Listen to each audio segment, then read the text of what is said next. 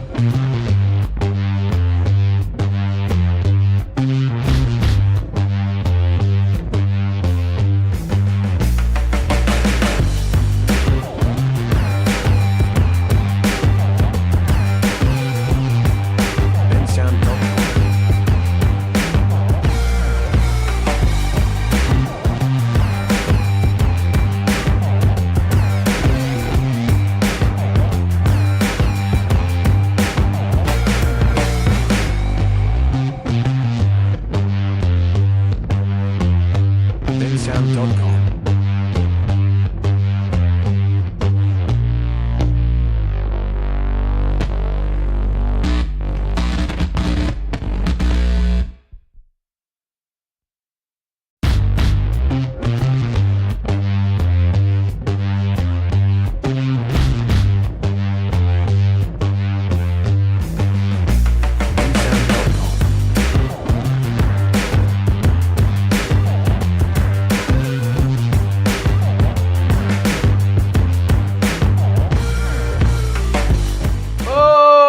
What up, everybody? How we doing? Welcome to the live stream this beautiful Friday. Gotta get down on Friday. Oh, I'm peaking, ladies and gentlemen. I simply must admit that I am peaking. It's Friday. Gotta get down on Friday. Welcome to the live stream. We got a lot of fun things ahead of us today. We're going to talk politics. We're going to talk drama. This is a drama channel. I don't care about politics, actually. Nothing will ever get better. We are all, quite frankly, and take the kids out of the room for this one, fucked. So instead, we're just going to talk about YouTuber drama. But first, we're going to play a song while we wait for some more people to filter on in. I let people vote, patreon.com/YosarianAndrews, on what song I'm going to open up the live stream with. And this week, the selected tune was El Paso, country music classic by Marty Robbins, a racist country music singer.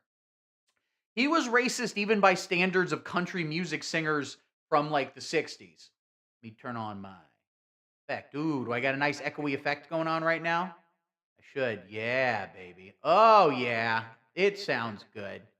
All right, this is El Paso by Marty Robbins.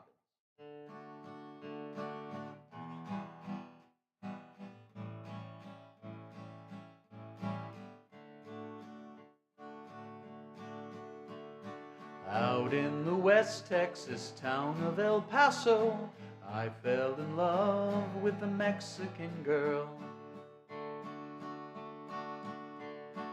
Nighttime would find me in Rose's Cantina. Music would play and Felina would whirl. Blacker than night were the eyes of Felina, wicked and evil when casting a spell. My love was deep for this Mexican maiden. I was in love, but in vain I could tell.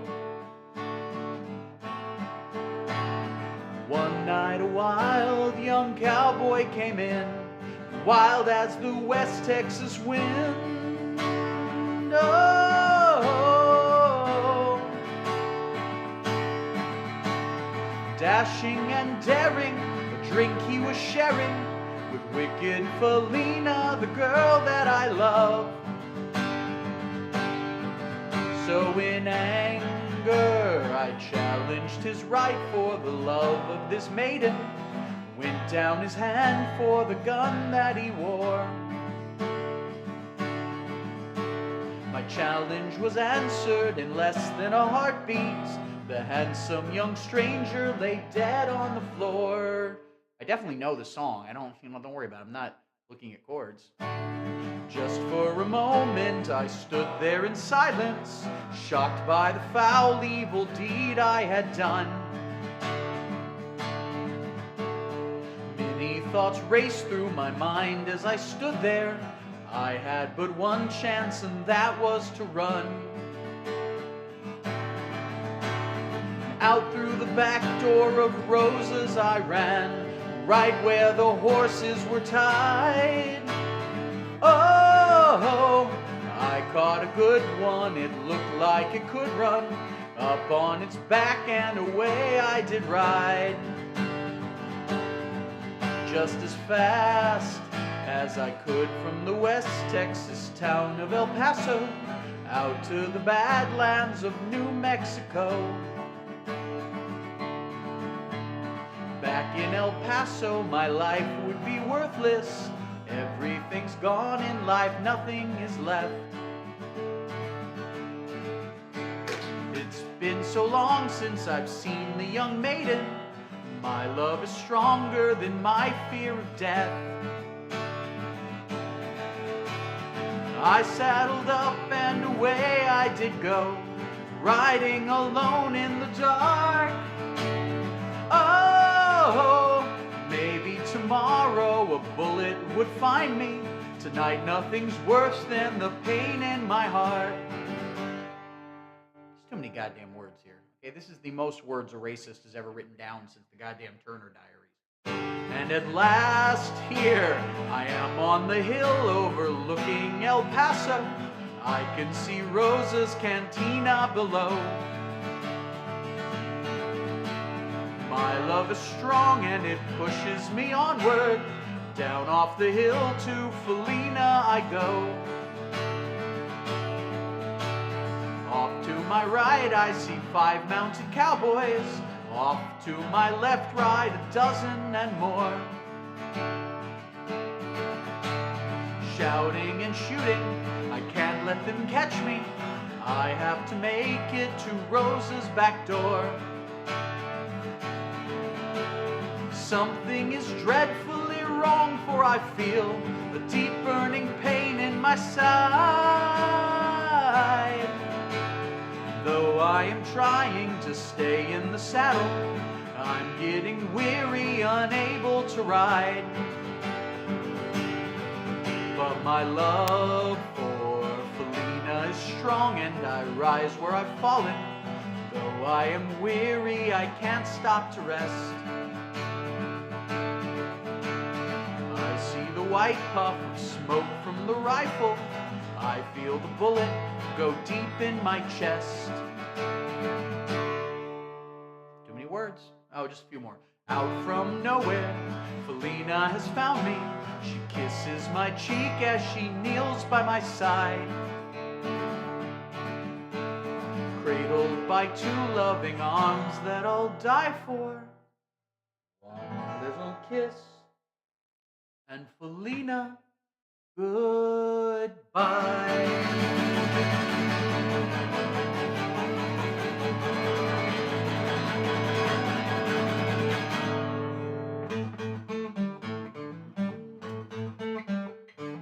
Hey, do it now. I was up on game. Okay. All right. I'm having fun. I don't know if everybody else is. I don't know if everybody else is, but gosh darn it, I am. How we doing out there, everybody? Let me see if literally anybody's watching this right now. The answer is yes. One person is watching this right now.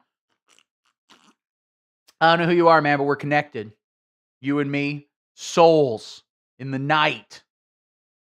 Is this my first stream back since I've got the new posters up behind me? Maybe.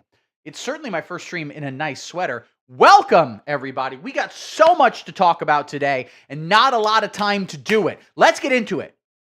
Let's stop farting around, okay? Let's stop doing stupid nonsense like looking up Marty Robbins' Wikipedia page. Let's go check that out.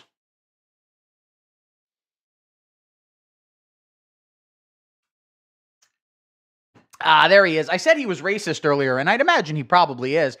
I mostly just remember reading his Wikipedia one day, and there being like, he died in he was born in 1925. Okay. I read his Wikipedia article. Is this the guy? I think I remember it, where there are two entries, one after another. First was NASCAR ownership, and then racism controversy. Let's stop watching Rick and Morty. All right. It's a goofy show. I like Rick and Morty. Anyway, I'm not getting stunlocked by Rick and Morty. I'm getting stunlocked by Marty Robbins. He was born in 1925. Unless he has personally lynched a black person himself, he probably is woke for 1925. Am I correct? He had a Wikipedia article. Where do I see the whole thing here? Music and honors, political views. Oh yeah, political views and then racing career. Oh boy. He was born in Glendale, Arizona. Okay. Do with that information what you will. 1959, Robbins released his signature song El Paso, for which he won the Grammy Award for Best Country and Western Recording. That's the one I just sang for you guys. It's a great song. Someone dies. Let's hear political views. Further information. Ain't I right? Oh boy. Robbins' political views remained firmly conservative during his lifetime. He supported Barry Goldwater in his 1964 United States presidential election campaign as a Southern director for Stars for Barry. LOL. Yeah, to be fair though, Barry Goldwater, a segregationist, if I remember correctly, right? Now I'm gonna look up Barry Goldwater. Wasn't he a segregationist? Was an American politician and major general. Was the Republican Party's nominee for president. He lost the general election to incumbent Democratic President Lyndon B. Johnson in a landslide. He supported the Civil Rights Act of 1957 and 1960 and the 24th Amendment. God bless you, Mr. Goldwater. Is that a book by Kurt Vonnegut, or is that a song or something? I don't know. Wasn't he Barry Goldwater segregationist? Segregation. Held a complex, often misunderstood position on segregation. See, this is what we do here on the stream. We clear the record. All right? I'm going to get back to Marty Robbins' pro-Vietnam War political views in a second. So, cool guy.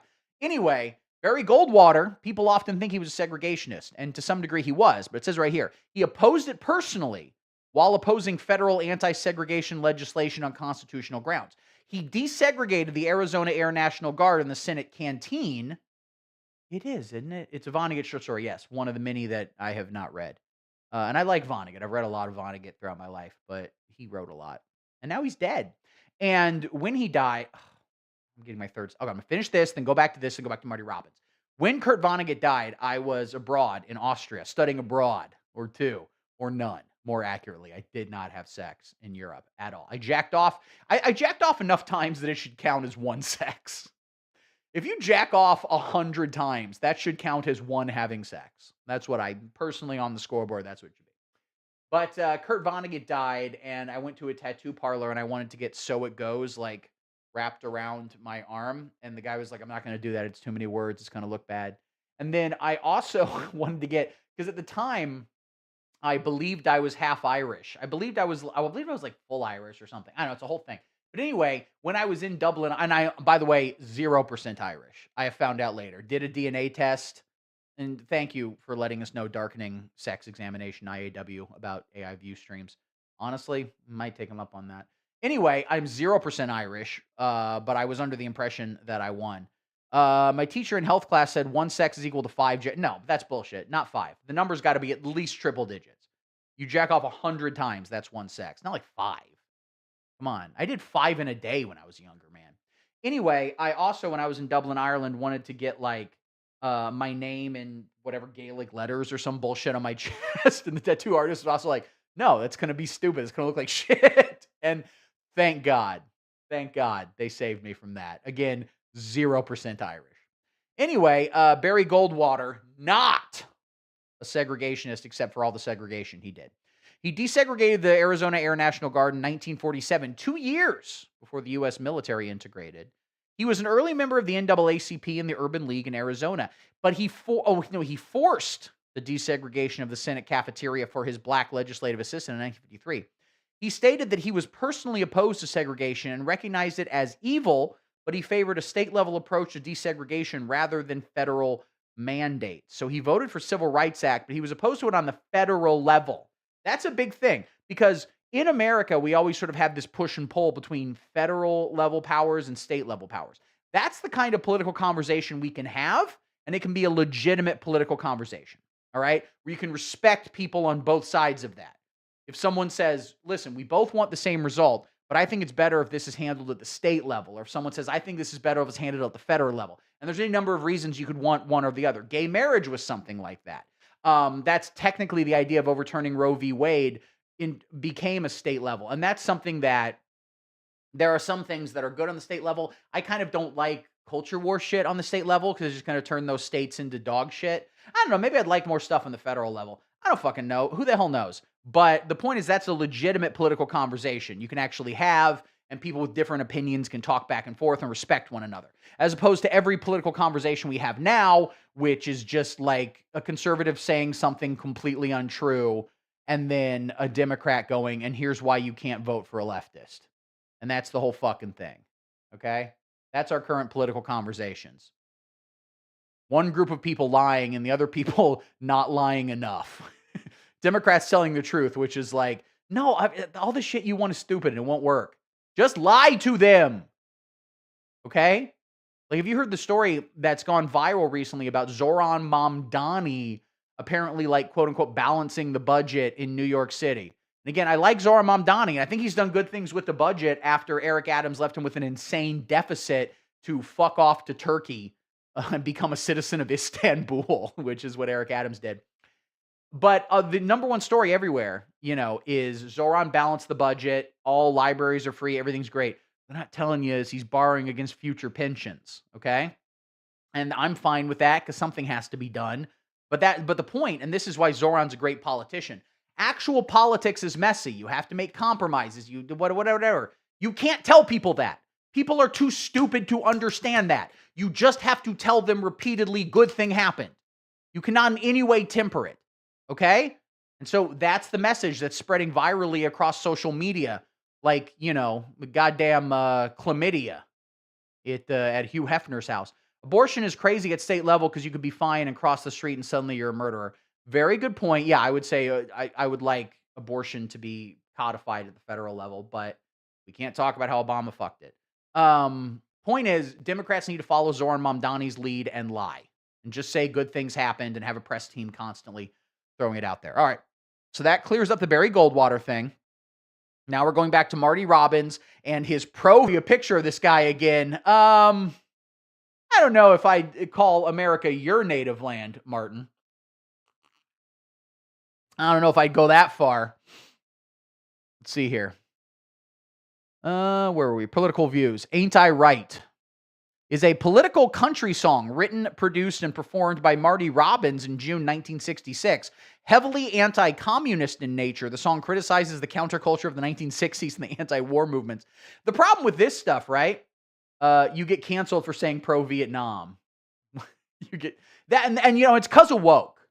It's because of woke. You can't even be pro-Vietnam War anymore. You can't even go, it was good, and we got to go back and win it. All right? Get us back. Don't give Trump any ideas. Non-zero chance he does that. So the big problem with all these like anti-hippie songs is they pick all the wrong targets. Like the hippies suck for being against war and for like being pro sucking each other off all the time. And I'm like, those are the cool things about hippies. You want to write a hippie protest song, talk about they're fucking annoying and they need to get a job and take a goddamn shower, okay? Give me something real here. Written during the rise of American counterculture in opposition to the Vietnam War, Ain't I Right accuses countercultural activists and anti-war protesters of being communists and socialists, which the song states are essentially the same thing. All right, so we're definitely going to listen to this song now. Ain't I Right, Marty Robbins. The only good communist is a dead communist. Okay, well, Ain't I Right, American anti-communist song. Let me get the lyrics.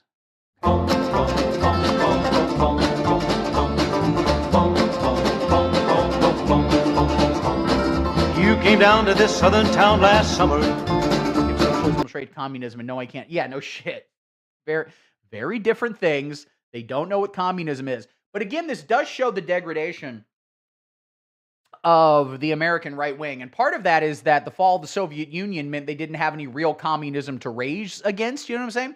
So at the time, they could kind of be like, I don't like communism, you know, like the Soviet Union. And the Soviet Union was communist, you know, for better or for worse. And now without that, they have to be like, they're communists. And by that, I mean, they put a black person in Lord of the Rings, the show. Did you watch it? I did not. I did not. I got so angry. I was going to watch it and fire a shotgun into my TV, but then I fell asleep at 5:30. I have a heart attack and I'm missing 2 legs, but we've made healthcare too good and now I'm alive. That's the average conservative. To show the folks a brand new way of life. But all you've shown the folks around here. Yes, I want to clarify. I didn't watch the new Lord of the Rings show. I am a racist, but that's not why I skipped it. Okay? I skipped it because I checked. I went to the doctor and they checked. They took my blood levels and determined I didn't give even a little bit of a fuck. Just at all. Did not care. Is troubled, and you've only added misery to their strife. Like, also, the lyrics in this song are too advanced now. You've only added misery to their strife. That's an average conservative nowadays wouldn't be able to understand the words misery or strife. Like, what's the big country song now they performed at that Kid Rock halftime show? The guy going, I just want to catch my fish, drink my beer, fuck my daughter, never wear a condom, pretend I hate the Jews even though I've never met a Jew. Yeah, this is fucking... And then that guy literally in the new country song just goes like, I hate turning on the TV and being told little boys or little girls. It's like, well, don't turn on the TV then, man. I don't know what to tell you. I'm sorry that trans people exist. You can hate them. You're legally allowed.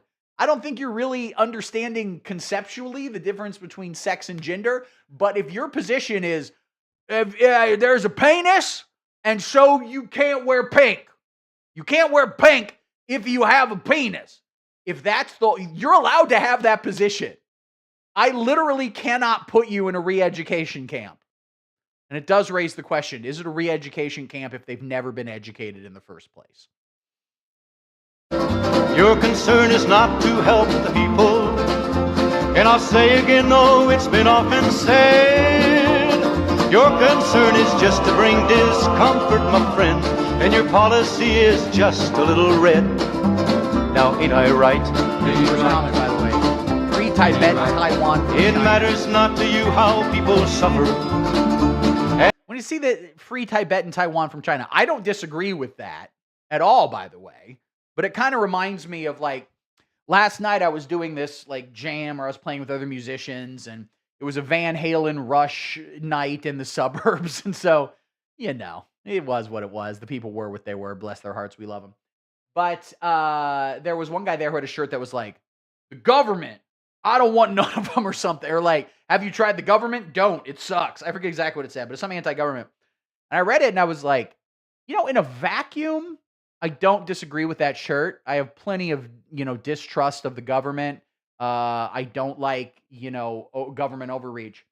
But this guy's probably like different, where he's like, we need government overreach, but just to make sure there are no trans kids.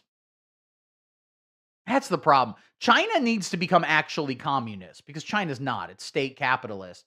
China's just combining the worst of communism and the worst of capitalism. Not entirely. They do some good things there too. But I've got a lot of criticisms of China. And I think a lot of losers on the internet, quite frankly, glaze China a little too much. Reagan was the original Trump. He made hating the government totally normalized from all angles. Yeah, there's a lot of truth to that. That was a big, of course, the famous Reagan quote was like, the 6 words you hate most. I'm from the government and I'm here to help. Yeah, that definitely was a big thing. And Reagan was kind of the beginning, really effectively. Nixon, it was really kind of a post-Nixon, but the Southern strategy of trying to get the evangelicals with them and getting them afraid of communism, which is what this very boring song's about. And should they, you consider that a gain. You bring a lot of trouble to a town and then you leave. That's part of your communistic game. 1966. How many I people detect a little communism. Sure you do. How many people are just I showing can up to see town it to in do the things you do. Communism, socialism, call it what you like. There's very little difference in the two. Now ain't I right? Ain't he right? Your followers sometimes have been a bearded, bathless bunch. They're Hatless bunch? Beard. Oh, it said hateless in the lyrics. Hatless. They don't wear hats. God damn, this guy. You know the problem with communists? They don't even wear hats. I do give him respect for, as a racist, not having any soul in this song. You can listen to the song and accurately be like, no black influence. There's no soul in this. El Paso's fucking good, too. That song I just played. I like El Paso. I like some of his songs. This one kind of sucks. There's even been a minister or two. Suspect is hatless. I A repeat, priest and hatless. Was that Simpsons? I don't know. I forget. All right, ladies and gentlemen, we're having a lot of fun here. We're having a lot of fun. We're wasting time here. All right? We're wasting fucking time. Let's get to it. We got so much to talk about. I want to start with maybe. That's what I do throughout. You just heard a little bit of it. Maybe the funniest thing I've seen this week. Not me with the big Trump dolls, although that's pretty funny too. That's the most adorable thing I've seen this week, certainly. So, this is a clip of Terrence Howard on the Patrick Bet David podcast. Oh, Dougie Jones, you're one step ahead of me. It is. So Terrence Howard, if you don't know, he is an actor, Academy Award nominated for Hustle and Flow. He was in the first Iron Man movie. He was, this is true, the highest paid person on the first Iron Man movie. He got paid significantly more than Robert Downey Jr. for the first Iron Man movie because he had just come off an Oscar nomination, whereas Robert Downey Jr. could barely be insured. The studio didn't want him in the movie. Jon Favreau had to fight for it. He made a ton of money. Then he kind of got chased out of Hollywood. He was on Empire, the show Empire, for a long time with Jussie Smollett. No one wanted him to be there. He is, this is important to note, crazy. He is schizophrenic. Not like a haha, this guy's kooky. He legitimately should be institutionalized. He is not a healthy man. He is quite good in Hustle and Flow. You should watch that movie. Hey, question for everybody. Maybe you know, maybe you don't. Has the song Hard Out Here for a Pimp, does that have a bigger, oh, I don't know what happened. The internet seems to have gone. Okay, there we go. We're back, ladies and gentlemen. Little bleep in the internet. It's going down, but I'm not dropping frames. I'm still around. Still flipping. It's going back up. Can you hear me out there? Can you see me out there? I don't know what's going on the internet, but coming back up. It's coming back. No, not 386. There we go. Sometimes it just is weird, and I got to get better internet here. I got to get better. There we go. Now we got 4 full bars. Okay, we're back. Sometimes it's just weird. Terrence Howard, completely insane. Also, I think, here's my hot take. This clip is the most perfect summation of the conservative mind. This day, So hard though on this side, because on this side, like we're watching Game of Thrones, and I swear to God, if I see Yeah. the actor Joffrey anywhere, I'm gonna be like, this guy. Like you literally watch it. You're like, what a piece of, You watch The Mom. You watch some movies. yeah, the Yeah. Game of Thrones messed me up, and I think it messed up a lot of the world because it got everybody into incest porn, because people started watching it. And how many people turned off the TV when Jamie and Cersei's hooked up? Or how many people got quiet and watched it?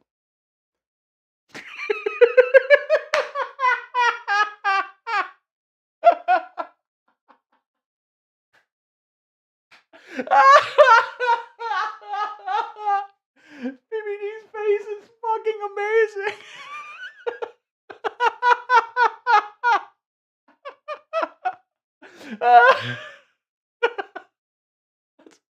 Because what you have to remember, Terrence Howard is, as far as I can tell, genuinely mentally ill. He is a sick man. Whereas Patrick Bet-David is just a fucking grifter. He does not give a shit about any of this. He is absolutely just lying to get money. And he knows if he has Terrence Howard on, I don't think the show is going to get any better than this. So, Patrick Bet-David, I think he's kind of soft in the head, but he's not stupid. That's not his problem. He's not stupid and he's not mentally ill, okay? There's 3 types of conservatives, all right? And you could maybe combine the mentally ill and the stupid because it's sort of, what exact line. I guess there's things where like Jordan B. Peterson, and first off, it's worth noting that of these 3, it's not like binary where it's, I don't know what the term binary would be if it's 3, but the point is, most everybody has a little bit from each, but you kind of round up to one category, right? And Jordan Peterson, he's a little bit of a grifter, but mostly is mentally ill, I would say. Terrence Howard, I think, is pretty exclusively just mentally ill. There's mental illness, stupidity, and grifting, which is just, I want to make money off this Trump cult that exists. And, you can put a lot of, old school conservatives, neocons, and all that shit. They kind of fall under the grifting umbrella. It's less classic grifting like PBD, where you're just getting money out of Trump supporters for your Manects. He's going to talk about Manect in a second. But it was more like, give me low taxes, and I would put that under grifting. It's not clean delineations between them. But Patrick Bet-David is mostly a grifter, whereas Terrence Howard is mostly genuinely mentally ill. So consequently, you'll get moments like this where you'll see it a lot. The same thing is like Trump, because what's fascinating, Trump, the leader of the cult, is a very stupid man and is clearly not mentally well. He's very senile, but more than anything, he's a grifter. He's just lying, and he knows he's lying in as much as he understands the concept of what a lie is, which maybe he doesn't. But you'll see him when he will give these speeches. Like he gave one and he said transgender and everyone claps. He goes, everyone claps when I say transgender. Said it a year ago, no one cared. Now everyone claps. He'll be honest about these things sometimes. It's weird. The dark triad of grifting, insanity, and just being a dumb, uncritical tool. You're right. They're definitely, there are very few conservative influencers who don't have at least 2 of those. The usual combination is grifting, insanity, and being kind of stupid. I don't think Patrick Bet-David is mentally ill at all. I think he's a pretty normal guy, actually. He's just like realized you can make he's just a con artist. You can make a lot of money in scams. I don't know. That was the incest that was pushed inside of Game of Thrones and the House of Dragons. It's almost being normalized in a sense. But I bet you incest porn went up from Game of Thrones. It's presented for 7-8 years in front of you. Now it's normal. I got a Manect the other day. That's a great point. And so first, I got a Manect the other day. Patrick's got to talk about that Manect. That's a great point. Now, here's the thing. Terrence Howard, neither of these men, but Terrence Howard's the one talking now. He does not know Game of Thrones was based on a book. And I'm not convinced he knows what a book is. He famously invented his own kind of math because he said 1 + 1 can't equal 2. Because how can 1 be another 1 and be 2? He didn't seem to get it necessarily. So he said 1 time. No, first off, I'm misquoting Terrence Howard, and I apologize, Mr. Howard. Please come on the show.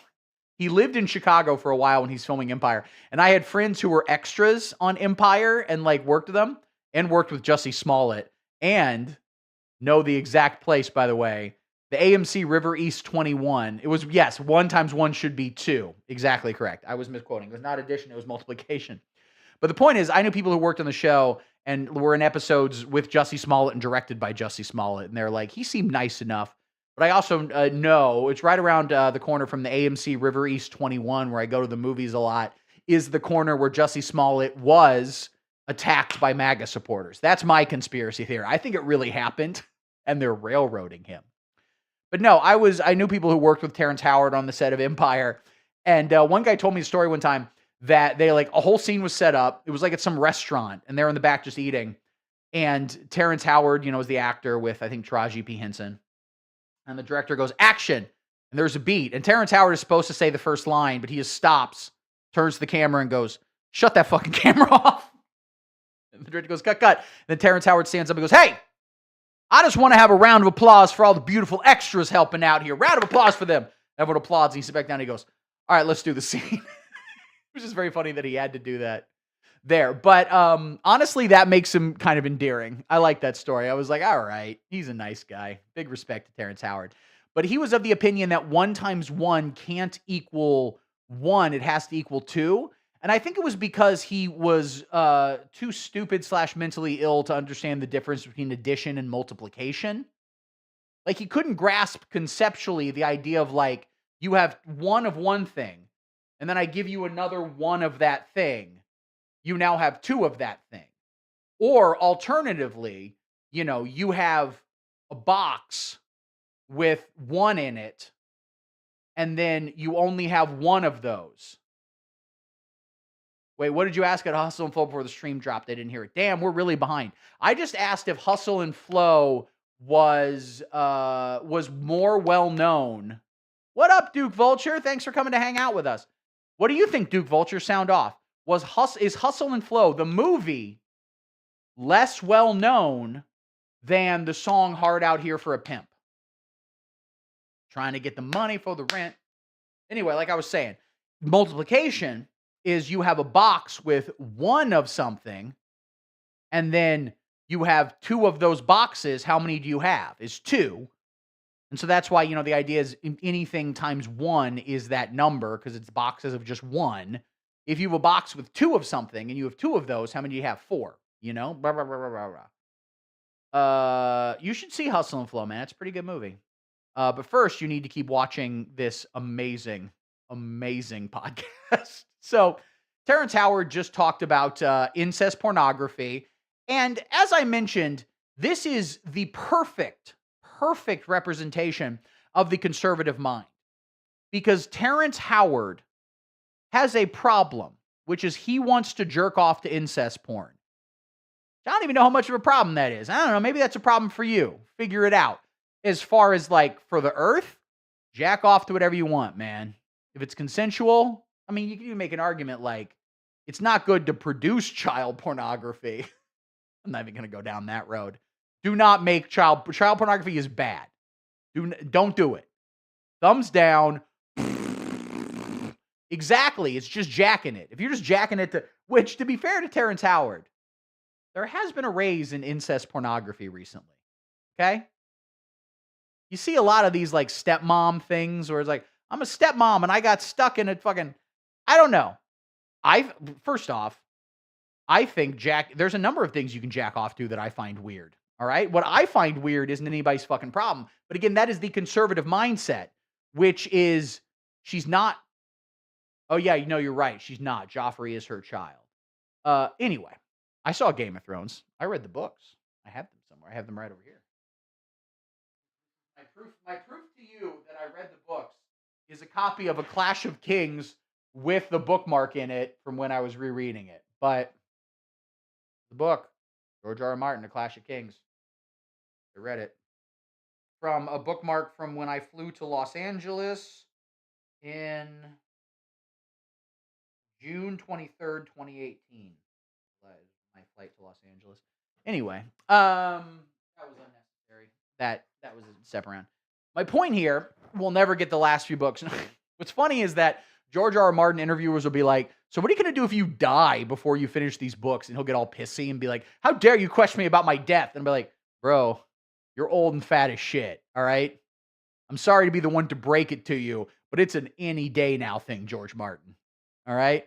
If you wake up tomorrow and the news headline is George Martin dead, you're not going to be like, really? That guy? No way! Just saying. This is clearly the conservative mindset, which is you're embarrassed about something you jacked off to, and so you decided it's everybody else's fucking problem. Okay? And so that's what Terrence Howard represents. And then Patrick Bet-David represents the other side of the conservative coin, which is How can I best scam money out of people via their shame? So he starts plugging Minect, which is his cameo for right-wing grifters, where for like, I think literally $5,000, maybe more, multiple thousands of dollars. I saw a theory that he can't possibly get Danny and her army to where she needs to be without making some crazy long story of bullshit Deus Ex Machina. Yeah, I mean, I think the thing that, here's my theory on the whole thing, which is that he told the show producers the broad strokes of where he was going, like, and spoilers for Game of Thrones, although who gives a shit? Spoilers for Game of Thrones. He's, Danny goes crazy at the end and,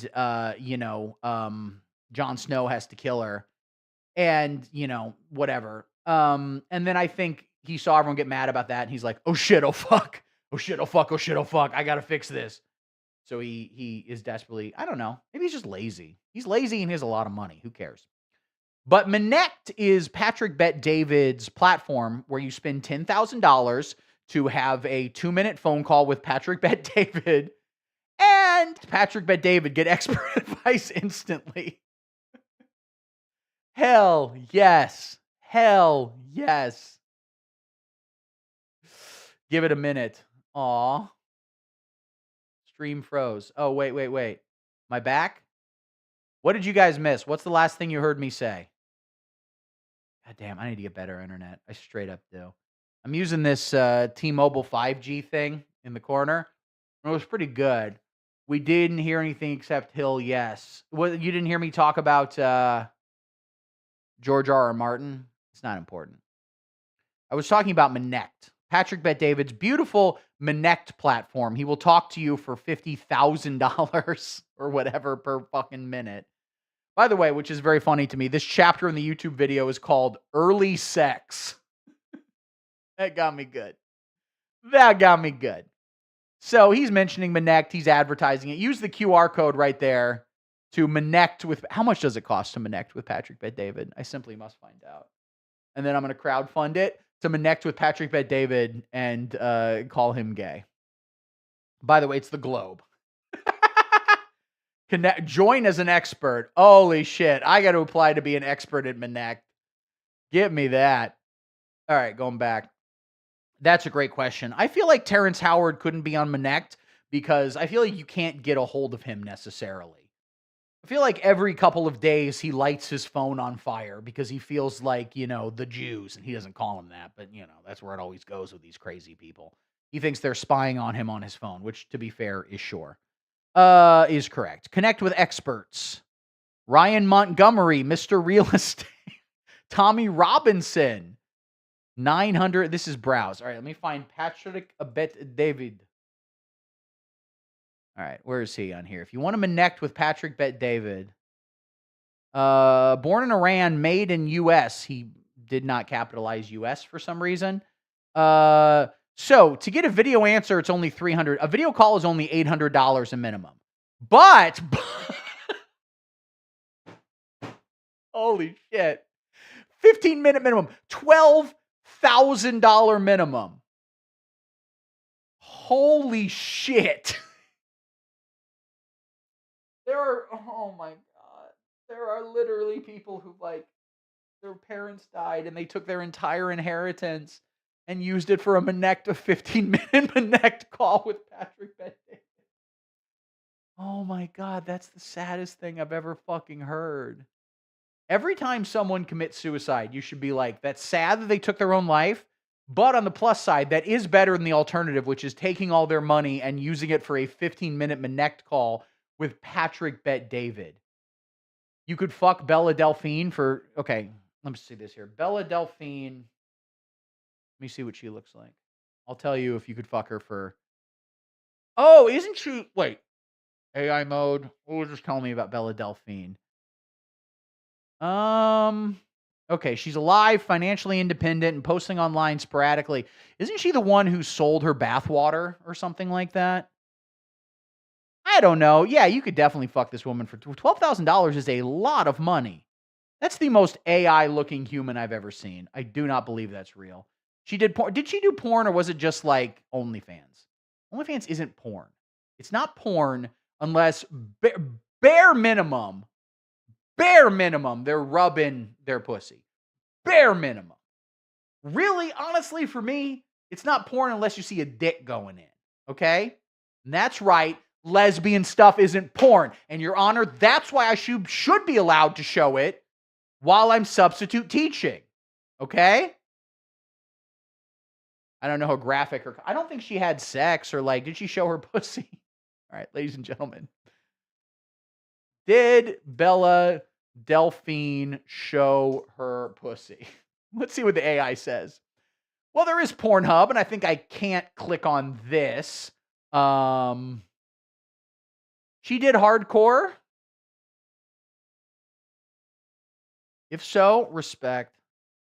Okay, it says hardcore porn. No, okay. All right, listen, I take it back. I am sorry, Bella, for doubting you. I am deeply sorry. Born in 1999, so old as shit. So old. I'm so old. I'm so fucking old right now because I'm looking at this and I'm like, I mean, if I was single and I was out at a bar and there was some chance of me having sex with this woman, I'd take it. But if I saw her out in the world, I would not even register her as an object I could have sex with. I would be like, that child is an AI bot. That's not real. Yes, so that was the midnight 2019, the gamer girl bathwater. Okay, she was born in Cape Town, so she's South African. Other name, Bunny Delphine. Okay, all right, well, good for her. Okay, good for her. Yeah, you definitely return to social media, blah, blah, blah, who gives a shit.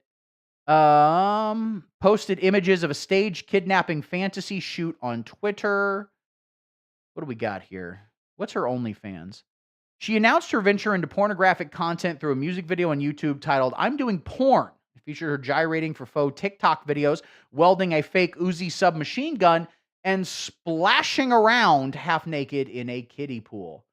This stream should only talk about infamous hardcore actors. Listen, I'm very old, so I'm going to be like, Chasey Lane. I've never liked the porn actresses, though. I've never liked the professionally made. Here's my main problem with mainstream hardcore pornography. Everyone is greasy all the time. Why is everyone oiled up? I mean, I kind of get it for friction and stuff like that, but it's gross. It bugs me. I'm like, I just want to wash my hands. All right? I like amateur porn. All right? Where it's shot on a Polaroid. It's like a flip book. You just take a Polaroid every second and you flip it through and you're like, oh, at the end, this Russian woman gets citizenship. Great. You like dry sex? I like dry humping. That's the only porn I watch. Is just people wearing jeans. All right. Is Terrence Howard on Manect? Patrick David is $12,000. Jesus fucking Christ. Is Terrence Howard on Manect? Terrence Howard is on Manect. Let the record state. He also charges $800 a minute. Terrence Deshaun Howard, the first of his name, the gardener of the flower of life and keeper of the flame. Is he giving in? Here's the honest thing. I'm like, is he playing into the Lord of the Rings? Not Lord of the Rings. It's Lord of the Rings. The HBO Lord of the Rings. Fucking Game of Thrones. $12K to learn fake math. That's true. The problem with it is if I crowdfunded $12,000 to call Patrick Bet David gay, he would go, I got $12,000. And I'd be like, oh, you just objectively won. Yeah, that was what I said. No, he didn't understand the difference between addition and mathematics. Anyway, that's Manect, which Patrick Bet David, and maybe Terrence Howard is a pure conservative in that he's severely mentally ill and he makes all his hangups about masturbation into everybody else's problem, which is quintessential conservatism. But then Patrick Bet David might be an even more quintessential conservative because he looks at mentally ill people and says, how can I best exploit this for my own monetary gain? Porn on Grok. I said, yeah, we'll talk about it. He says, no, I don't think you understand. This is serious. You have to talk about the challenges of porn on Grok. I said, we will. And he keeps Manecting back. And this is like 6 or 7 Manects later. And then he finally says, listen, let me tell you why you have to talk about it. I'm addicted to it. I don't know how to let it go. I said, what do you mean? He says, grok porn allows you to pick and choose whatever fantasy you want, and it says you can ask for a 19-year-old girl doing this to this person in this position and that position. And So like 2K. Yeah, literally. Here's the thing. When he says this guy sent him 7 Maneks saying this, I think it's 50-50. Either he's completely making this up and this didn't happen. That's entirely possible. Or there really was someone crazy enough with that much money, God knows where. Maybe someone just racked up like $2,000 worth of credit card debt. Yeah, the grok porn addiction. You say it's got to be real. I think you'd be making it up. And here's what's fascinating. You said down there, Duke Vulture, he'd be into rainbow capitalism if that shit was hot right now. Here's what people don't understand. The rainbow capitalism is hot to some degree. Most people don't like this weird conservative bullshit. A lot do, but most people don't. The reason people like Patrick Bet-David grift conservatives isn't that you can't grift libs.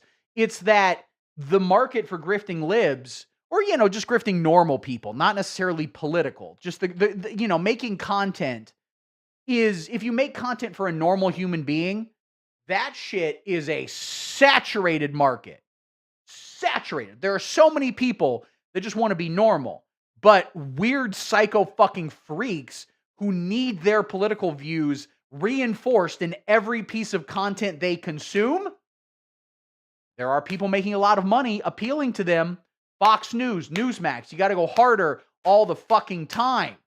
I do think he's a true believer in capitalism, but most people in America, most people in the world are believers in capitalism, in as much as they like capitalism. Like, I myself am a pretty standard normie lib, to be entirely honest with you. And I'm not like, I don't know, we're going to talk about this a little bit later when we watch the Contrapoints video, but I'm not like, I don't love capitalism. As she has said before, and I agree with her 100% with this, if I was born into, whatever, Stalinist USSR, so I wouldn't be running around being like, no, we need to do capitalism.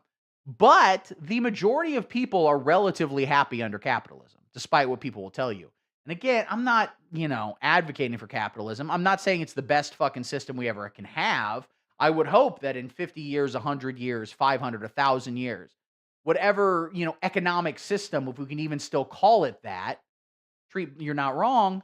But my point is that my point is simply you can acknowledge two things at the same time, which is that economic models are constantly growing and expanding.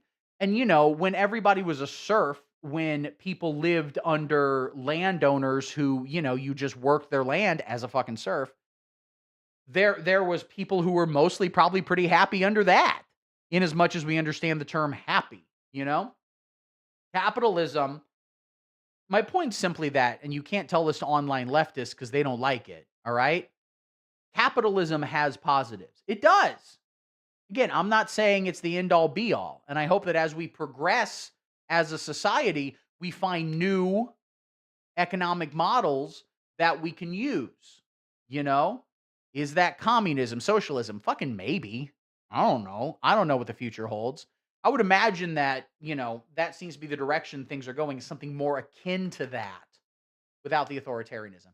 I'm not sure, but Patrick Bet-David is trying to sell this Manekt. I don't like it. And I think it's horrible. I'm addicted. I can't let go of it. I don't know what to do, and he's sending me a message like this, right? So, I was in the military. We had a guy in the corner who was a sergeant. You'd go to his office. He was the most famous sergeant at our unit. You want to know why? Okay, now he's just going off on his own stupid bullshit. A lot of Patrick Bet-David's whole thing makes sense when you realize he'll talk about, like, I got trained in sales. I knew how to do sales. And there's just like little tricks of psychology you can use on people.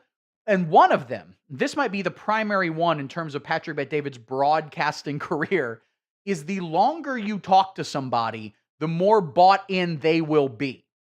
So if you sit down and have a conversation for an hour with somebody, they are less likely to not buy something, or more likely to buy something, if you wanted to say a sentence in a way that made fucking sense. So he'll just blabber about bullshit. Like, Terrence Howard was just like, so I jacked off to incest porn, and that was weird. It was like, okay. And Patrick Bet-David goes, this is a chance to plug Manekt. And if I just talk longer, I can get more people on Minect. So Minect. I'm going to apply to be on Minect. I'm going to do it. I think I can do it. I think I can.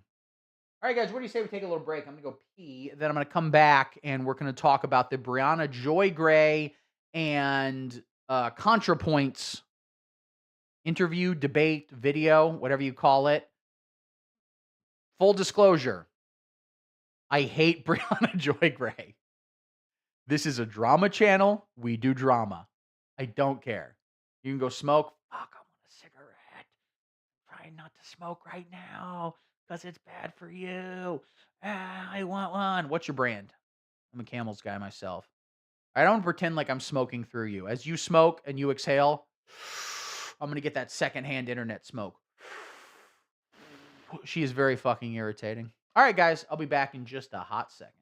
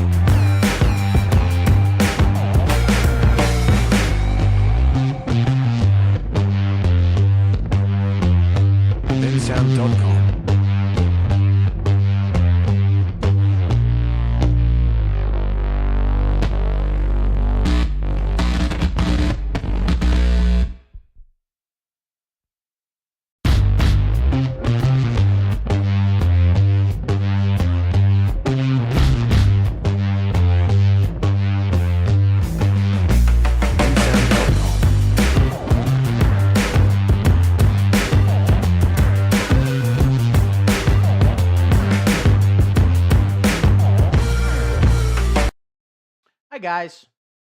I'm going to be honest with you. I looked up Bella Delphine porn videos on my phone. Well, yeah, that's... All I got to say is I'm sorry for questioning your game, Bella Delphine. Also, but this is another one. Wizard Bella Delphine tries anal with dildo. So greased up. Why must you be so greasy? Why must in pornography everybody be greasy?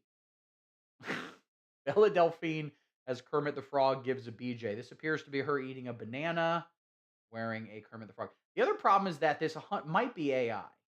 This might be the first time that I have experienced this, where I don't know if this is AI or a human in terms of sex. the thing about, like, is it AI? That question, right? It reminds me of how when I was younger,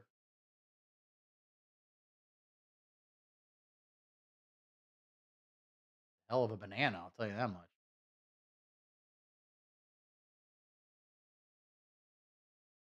Disgusting. And save. Anyway. Yeah. The thing about the whole notion of is it AI or not, I remember when I was younger, and the concept of transgender people was all sort of new to all of us. And thankfully we all were very sensitive about it. Circa maybe 10, 15 years ago, whenever it happened, definitely everybody understood the assignment. But regardless, I would be like, man, every time you see a transgender person, they're really not passing. You see them, they're really not, they don't look like whatever. You point out to me, it's like, no, every time you notice a transgender person, all right? They said, for example, have you ever had sex with a woman and they had a penis bigger than yours? And I said, yeah, absolutely. And they said it was a trans person. I said, oh my God, no, I can't be buried in a Jewish cemetery. Are you Jewish? No, I just want to stunt on those fools by getting buried in their cemetery. AI is constantly getting better. Not good. It's not good, folks. All right, let's do it. We're talking about Contrapoints. Contrapoints verse, let me pull this video up right here, Briahna Joy Gray. Everyone sound off in the comments. What are your opinions on these two human beings? Briahna Joy Gray, not Greyjoy. Get Game of Thrones off your mind. Okay, if you watch Game of Thrones, you will end up fucking your sister. And I don't know if your sister's hot. Okay? That might be a problem for you. My sister was a finalist for Miss Teen Illinois. That's actually true. I don't think she'd like me mentioning her on any of this at all whatsoever. Well, you don't have a sister yet. I'm mailing you one. 100 messages today with Restream Chat. My sister, this is true. She's like considerably younger than me. She's like 11 years younger than me. And she was a finalist for Miss Teen Illinois. At the time, I was, a grown-ass man living in Chicago. And so they had the finals for Miss Teen Illinois here. And she called me to tell me specifically I could not come. I was not allowed. Don't come. She sent me the Kamala Harris gif. And I said, what? Who's this? This is a prosecutor in California? Anyway, she told me I was not allowed to attend Miss Teen Illinois, which is good. Let me pull this video up. How do you? There we go. Shut up. Stop talking, you dumb bitch. Go to the browser.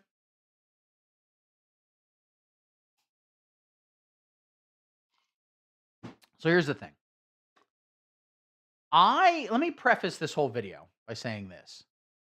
I'm going to get misogynistic with this, okay? My girlfriend asked if I had plans for dinner. I'm going to grill a cheese.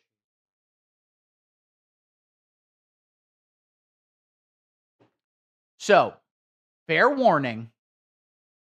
Did a good video about this. I'm not familiar, but you should never watch any other YouTubers. I am the only God. You will have no other gods before me. Anyway, JK, watch everybody else. You know what I've been watching recently, and everybody knows about this already, but Outdoor Boys. That old weird Mormon guy who does videos where he's like, it's negative 700 degrees in Antarctica. I'm going to wrestle a polar bear and fuck it to death and then eat it. He rocks. And he's turned the comments off on all of his video, which normally would be a little dick move. But he's so cool, it comes off of like a big dick move where he's like, I'm not letting you comment where you're good. I can take the comments. You're going to call me a weird bitch-ass motherfucker. I get it. It's what you do. But I feel so bad for you if you did that. No.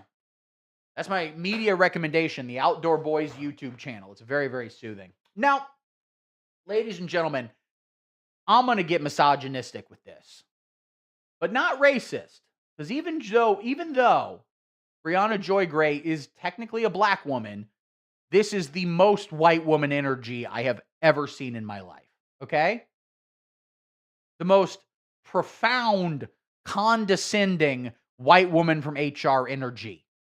If you're not familiar with either of these people, Briahna Joy Gray was the former She was not the campaign manager, but she was like a campaign aide or a media liaison. She did something for the Bernie Sanders campaign in 2016 and maybe 2020 as well. I'm not sure, but she worked for Bernie Sanders. And Bernie Sanders, I love him.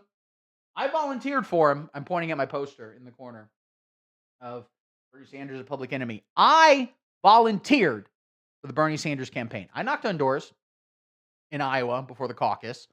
I made calls. I did texting, Slack texting, auto text, because you can't do auto texting due to like a legal thing. So they have to have individual people through like a thing on the computer send texts out. And I did get told I could, this is 100% true. I briefly had my access revoked, and an official campaign aide had to tell me that I was not allowed to call him, quote, Big Dick Bernard. I was told, no bueno. Because the other thing is, I was told that if someone responds with like, fuck you, Trump, or if someone responds with any, because, just you send out a text and it's like, hey, are you a Bernie supporter? Are you registered to vote? If anybody sends out, responds to anything other than yes, you just ignore them and move on. But plenty of people would say Trump 2020 or fuck you, communist Trump. And I would have to respond and just be like, have you heard of communism? It's great. We're going to give you pussy. That kind of thing. Whatever. I love Bernie Sanders. One of his weaknesses. Am I still streaming, by the way? Let me check. Let me double check here. It's not good. Yeah, I'm still going. Anyway. Just the comments died down, but that's fine. I don't need you people. I can do this myself. One of the problems of the Bernie Sanders campaign, you don't need to comment. I feel bad that I'm making people comment now. If you just want to sit and listen, that's totally fine. I can go off on my own rant. Regardless, Briahna Joy Gray was one of the many people who worked in the Bernie Sanders campaign. I'm here. I'm sorting magic cards. Okay, Duke, I'm sorry. I take it back. You need to stop that and comment. That's the least pussy getting sentence that has ever been typed. No, I'm still watching the live stream. I'm just sorting magic cards while doing it. Yeah, Briahna Joy Gray is fucking annoying and stupid. And after the Bernie thing fell apart, she started a podcast, Bad Faith, with Virgil Texas, who I always thought was the funniest person on Chapo Trap House. But then he did get canceled. For a very funny reason, for sexting with a 16-year-old and asking her for naked pics. And when she sent him, he was like, these are kind of trash. I don't need you. Stop talking to me. Which is very funny.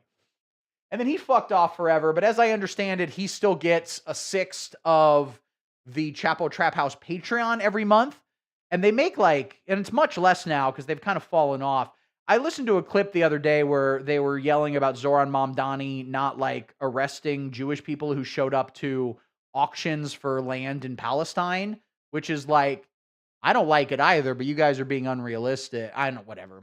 Maybe it's good to push people. I don't know, but it seems to me like there was a moment where America was on a progressive path and racism won and Trump won. And so it kind of feels like, that's not necessarily where we're at right now. Chapo Trap House isn't in the zeitgeist in quite the same way anymore.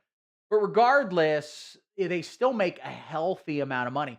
The point is getting a sixth of Chapo Trap House's Patreon is still roughly $100K per month. And I don't know if he gets a cut of merch. I don't know if, whatever they wrote a book, if he gets a cut of that necessarily. I mean, I presume he does.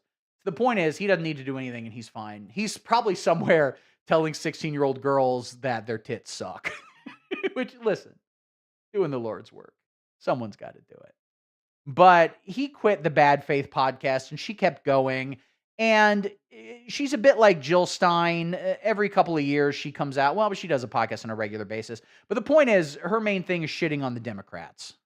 But we're going to talk about it because there's plenty of valid criticisms you can have of the Democratic Party. But I think that she's stupid and lying. I think she's smart. I think watching this clip, she's not stupid. She knows what she's doing. She knows what she's talking about. She's a very intelligent woman. She went to Harvard Law. She is not stupid. She is a malicious, bad faith actor. I honestly think she called her podcast Bad Faith so that when people accuse her of being bad faith, they have to put in this joke talk about a bad faith podcast, and it kind of takes the sting out of it. It's kind of brilliant to some degree. Natalie Wynn Contrapoints is the woman on the right. She is a trans woman. She is a liberal, and she is a liberal queen. We love our lib queens over here. She volunteered for the Barack Obama campaign, and she makes video essays on YouTube. She was one of the first people really in that space, and she has a Patreon that makes her a shit ton of money too. And she has online leftists mad at her all the time because they're crazy and because they want to yell at people. So that's my position. I might be biased because I like the person on the right and I don't much like the person on the left. But that's just me, baby. Let's hear what they have to say. To identify politically. I identify as like a left liberal at this stage, is how I would describe myself. I would say that I'm aligned with like the left wing of the Democratic Party, like AOC kind of politics. Well, AOC, at least at one point in her life, self-described as a socialist or a Democrat. Important note, people like Briahna Joy Gray hate AOC right now. The exact reason, well, first off, for Briahna Joy Gray, she doesn't really hate AOC. I think she's just grifting for money. But AOC has pissed a lot of people off. Part of it was because she voted, I think, present, didn't even vote yes. Maybe she voted present on something else. I'm not entirely sure. On a resolution to give more funding to Israel for the Iron Dome for defensive weapons. Now, this pisses a lot of people off because first off, Israel-Palestine is the number one issue for people. The number one issue for online leftists. I think they blow it out of proportion a little bit. Partially, I think that's because I'm old and I've lived in a world where war in the Middle East is a pretty common fucking thing. This is not new to me. I honestly think a lot of people on October 7th learned about this and it kind of broke their brains because to be fair to them, two things are true at the same time, which is it's fucking horrible. And B, we fund it. American money funds this. All right? Now, some people say it's a genocide of the Palestinian people. Other people say that it's a war wherein Israel is doing terrible things. Now, those are different things. I'm not really sure which one's true. I'm not sure how we define genocide exactly. But again, what Israel's doing in this war is fucking terrible. And it's horrible what's happening to the Palestinian people. But, here's the big but. People don't like buts for this stuff. Because you start throwing around words like genocide, people get really uptight. Okay? They get really fucking uptight. The thing is, voting for defensive armaments for Israel, so Israelis do not die, is different than voting for offensive arms. Now, what some people will say is that the Iron Dome, which is Israel's massive defense system, is the reason why they're able to do such terrible offensive actions. Why they're able to kill so many Palestinians, because they're not afraid of pushback. There could be some truth to that, but at the end of the day, you should acknowledge that what AOC supported was defensive, was reducing the amount of people killed. At least that would be her argument. I don't know. Democratic socialist, at That's least, right. did she not? Yes, that's right. Would you define yourself that way as well? I think I would at one time also have. I think now I would say I'm probably more of a social democrat. But for me, my attitude towards politics is very it's very non-philosophical in a way, because I feel that I react to the situation that I'm in. So I think that, am I a social democrat in the sense that I think capitalism is like this amazing system? Like, no, not really. I just think that social democracy is like the most plausible path to improving what we have. If I like found myself in, I don't know, a Stalinist country, I probably would not be advocating capitalist revolution. I would be advocating like, well, I don't know, some kind of like Dengist reforms or something. So, I mean, from my perspective, as someone who's obviously been a witness to... Sure, and she rambles on about her bullshit. So the problem with being pragmatic is that you are not smart. If you are not smart, you can't assess what you should even do, or you just do nothing. Maybe. I mean, but let me talk about what she actually said in that statement, and the parts that I agree with, which is her political philosophy is non-philosophical. All right? I get that. I largely agree with that. My political philosophy is not ideological. which is to say, what I am interested in politically is how to make things better, not how to make things socialist, how to make things communist, how to whatever. What I'm interested in is making things better. If there are socialist things that can make things better, I'm pro that. Okay? Like she said, if I was born in Stalinist Russia, I wouldn't be running around going, we need capitalism. Capitalism is great. Capitalism, to be the absolute most generous you could be, has some fucking flaws, guys. Okay? It's got some flaws. All right? But her position is not, let's overthrow capitalism because I'm ideologically opposed to capitalism. It's what's going to make this country better. And I respect that. Contrapoints said the Palestinian protest did literally nothing, which isn't true, and shows she is either not too smart or just ignorant or lying. IDK. I remember her statement. I don't know if she said they did literally nothing. She might have said less than nothing. But the question is, what did they do? Right now, in this moment, okay, is Palestine in a better place than it was before Trump took office, before the protests, all right? I'm not opposed to the protests. And my problem is even, to be honest with you, I have even less of a problem with what Israel did than what America did because it's my fucking country. And I don't like a lot of the shit we did to the protests. I don't like the sending the National Guard and stuff like that. I don't think protests do much of anything. I mean, it depends on the protests exactly. But I think her point that, like, these protests, I'm not, a Monday morning quarterbacking and then saying, like, okay, they should have done this, they should have done that. My point is just looking at the actual results at the end of the day. Netanyahu is wanted by The Hague, and that's great that Netanyahu is wanted by The Hague. Where's that going? I'm not opposed to protesting, but, and I've always said, I'm not a vote shamer. People are going to vote for, doesn't mean I don't disagree with people. If people didn't vote for Kamala Harris in the last election, I don't agree with them. I don't. I think that if you didn't vote for Kamala Harris in the last election, you must be, there's two positions that to me are rational. One, you believe Donald Trump would be better for America in the long term. Accelerationism, etc. You believe that making things worse will eventually result in making things better.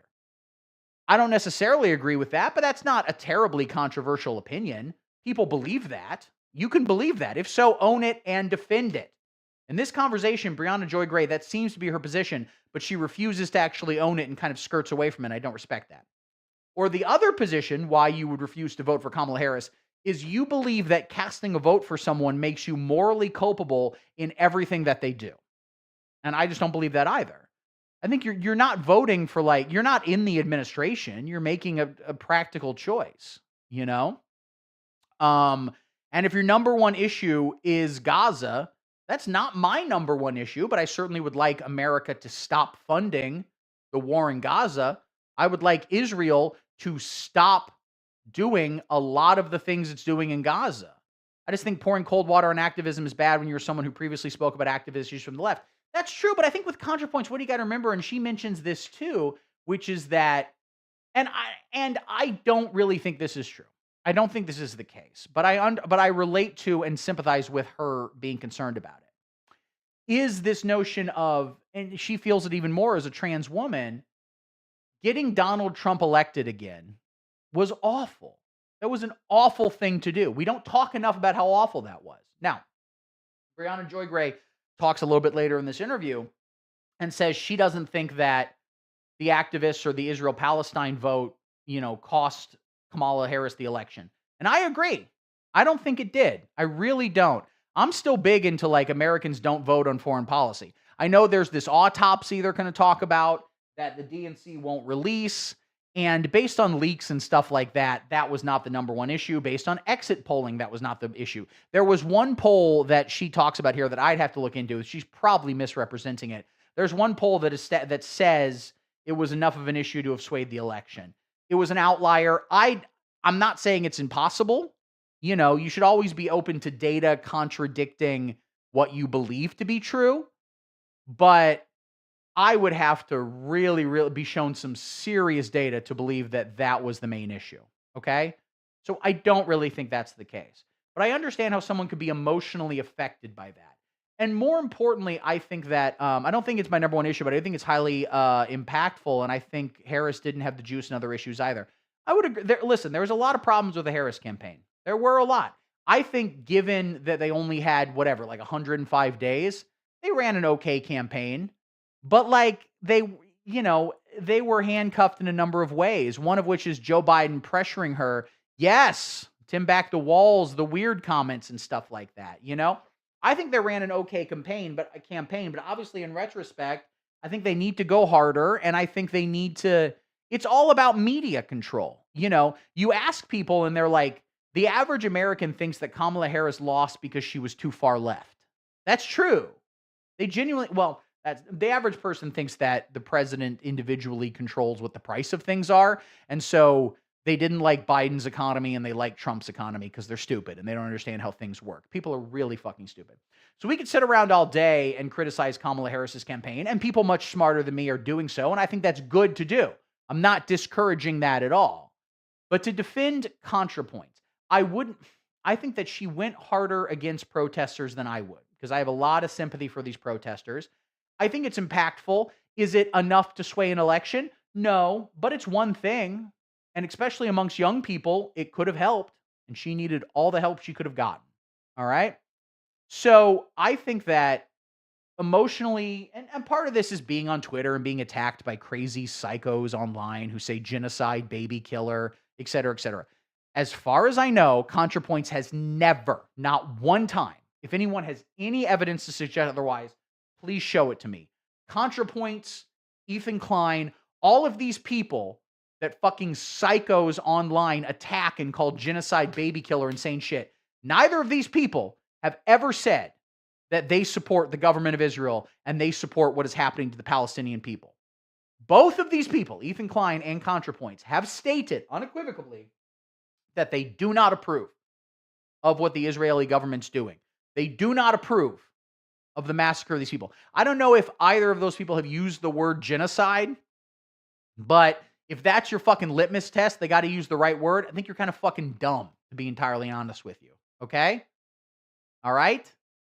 So if you take Contrapoints, the larger point here that I think these protests not producing actionable, having all of these protests and then having things get fucking worse is producing a lot of energy on the left that needs to go somewhere, and it just has nowhere to go. I think it's a problem. Anyway, let's listen to Briahna Joy Gray talk a bunch of shit. Look at her face. Most of again, this is real misogyny hour, guys. It simply is what it is, all right? When Natalie's talking, she just makes faces like, I don't like her. I don't like her face. It's not because she's a woman. I love women. I love you, Briahna Joy Gray. If you'd like to go on a date, I would love to do it. If by date you mean having sex and not talking. Some of the backlash and at least your career over the last 5 or 6 years, when I've been more plugged into the online left, it does feel sometimes like some of the pushback you get is because there's a gap in your perceived sort of identification or self-identification, at least at one point, in some of the political stances that you take maybe in a post-2020 world. Does that feel right to you? I mean, I think it's a reasonable question, but it's also stupid. Okay? What she's saying is that there's a gap between how people perceive you and how you actually are. And it's like, well, I'm sorry that people perceive me in this way. This is how I am. I've never claimed to be anything other than that. Yeah, I do think that there is like a definite proportion of the backlash that I receive that's based on a kind of misreading of me as being sort of having always been more radical than I really was.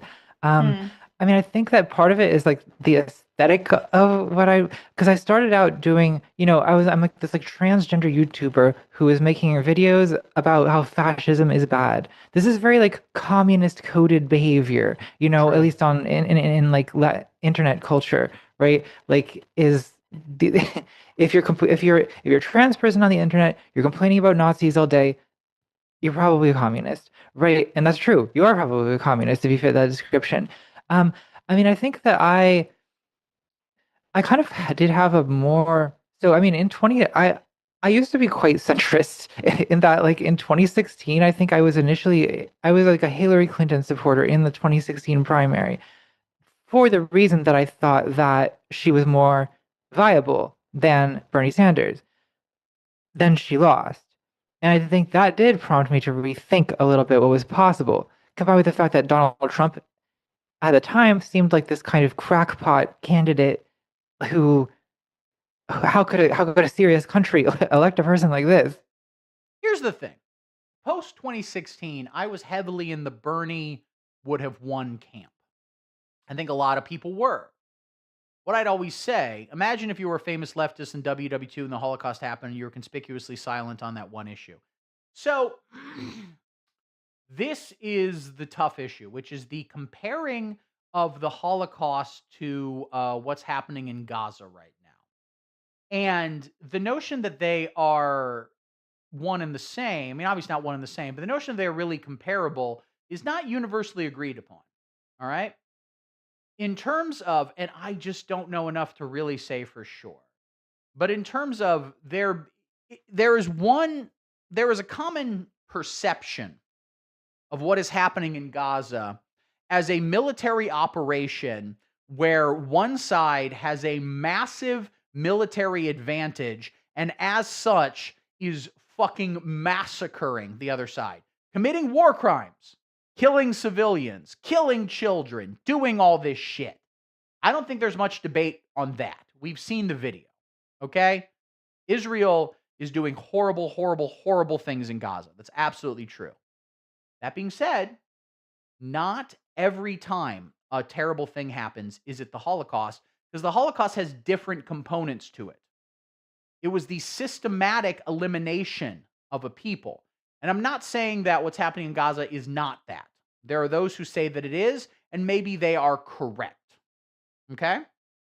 But I think that in terms of the people speaking about it, there's another thing to be considered there, which is politicians versus pundits and commentators.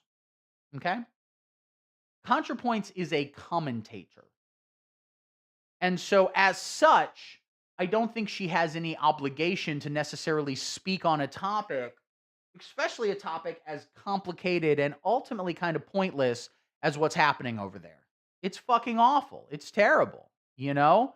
But like, I don't know, maybe again, it's just an age thing. Me and her are about the same age.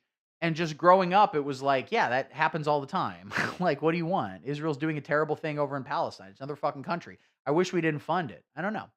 I think the differences are incremental at this point, and it will be awkward to see where the ship of Theseus gets rebuilt. No, yeah, it is the same ship. Well, I don't know. That's the question, Dougie Jones, and I unfortunately don't know enough to say. I think that if people are saying, you know, I wish Contrapoints had weighed in on Israel, or when she did weigh in on the war between Israel and Palestine, it was too centered on people on Twitter being mean to her. Fair.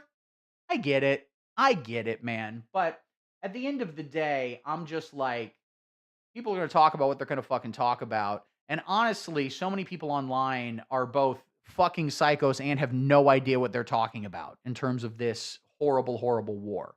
So I'm just not entirely sure. It is what it is. But I was speaking about the Bernie Hillary thing. And after 2016, I would have been like, you know, Bernie would have won.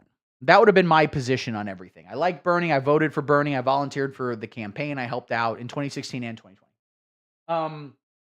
Because what I would always say, people would be like, Bernie couldn't possibly win because everyone thinks he's a socialist, blah, blah, blah. I'd say two things, which is that one, everyone believes Hillary Clinton. Everyone on the right believes Hillary Clinton was a socialist and a communist. Okay? And they all believe it. They believe Joe Biden was a socialist and communist. They believe that Kamala Harris was a socialist. I mean, literally fucking Trump called her a Marxist on the stage.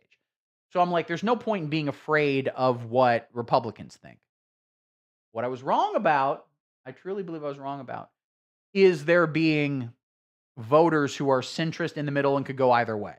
It's hard to conceptualize because they're so stupid. This again goes back to the problem that a lot of people talking about politics have. It's really hard to conceptualize how stupid most Americans are. And to them to honestly be like, well, I don't know, I guess like one side is communist and the other side is like Trump and gas was cheaper under Trump. And fuck, man, I got to see Jason Aldean. I'm going to see Jason Aldean. Like that, that's the average fucking American. But I would at the time would have been like, no, everyone calls him communist. And the other thing I would have said had been like, listen, there's an alternative universe where Jeb Bush got the nomination and Hillary Clinton won the presidency. And someone in that universe is going, you know who could have beaten Hillary Clinton? Donald Trump. And in that universe, everyone goes, you're crazy. You're full of shit. But here's the fundamental thing that I really have come to realize and change my mind about. And who knows? Maybe Bernie would have won. Maybe he wouldn't have. We'll obviously never know. Polling doesn't really matter because we've seen that there's a lot. Polling is hard for Donald Trump because we've seen there's a lot more people willing to vote for him than willing to admit that they will vote for him. So it's tough to gauge it. But at the time, it was like, God, I think America's just more anti-establishment than I thought. Trump ran as an anti-establishment candidate. Bernie was an anti-establishment candidate. He could have taken that lane. Maybe. I think there's some truth to that. But here's what's even more true. America's super racist and right-wing. You want to know why Donald Trump fucking won? Why he's gotten more votes every time he's ran for president? 2016, 2020, 2024. He's gotten more votes every time. You know why? Because Americans are fucking racist and fucking right-wing. Americans are right-wing. Oh, yeah, I don't know. I don't think Bernie would have won. But maybe I'm wrong. Who knows? I wish I lived in a world where he did. I think he would have been a really good president, a generationally transformative president. But I think that ultimately Americans are racist and right-wing. Yeah, I say your thing, Dougie Jones. I'm just confused and disappointed. I get it, man. But ultimately, at the end of the day, it's like everyone carries so much baggage with themselves and what they're saying. And especially Natalie Wynn, more than most people on the internet, is emotional and open heart. It is what it is, man. And so, I'm sympathetic to people who don't want to weigh in on Israel-Palestine because it is such an emotionally loaded conversation. And it is one where any sense of nuance gets tossed out the window. Okay? That just is what it is. Because the problem is fundamentally that if you look at this as two sides where Israel versus Palestine, if we establish that Israel's goal is to murder every single Palestinian person, to kill them, which I don't think is terribly controversial. I think their actions certainly bear that out being their goal. That's such a horrible thing to consider, but you have to be like, well, if it was reversed, would Palestinians want to kill every single Israeli? Probably. But guess what? It's not reversed. Okay? So there is one side that is getting the support of the American military-industrial complex. And so, it shouldn't come as a surprise to anybody that that is the side that is massacring the other side. But I feel like, and even less when you're talking about the government of Israel, because for a lot of crazy people, they want to go further than that. And I don't think there's any controversy needed to be like, I hate Benjamin Netanyahu. I hate the government of Israel. I hate what they are doing in Gaza. I think it's fucking terrible. I don't think that's a controversial statement at all. I agree with it 100%.